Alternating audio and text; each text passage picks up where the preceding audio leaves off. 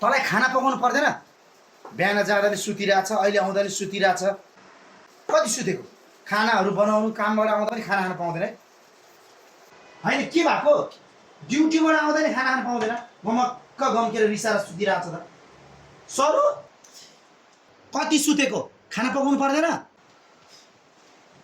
मैले भनेको कुरा किन्दिनँ हो भने म खाना बनाउँछु, होइन भने म कहिले खाना बनाउँदिनँ। आफै बनाउने आफै खाने।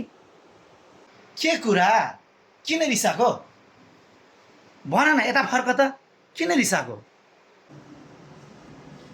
यो तिजमा मलाई 20,000 को साडी। भयो भयो, चुप लाग्छु त।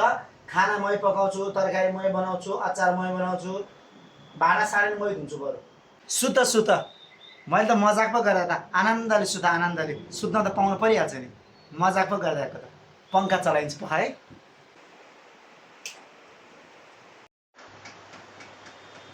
जीवनभर आफै पकाएर खाने अबदेखि, मलाई भन्ने होइन।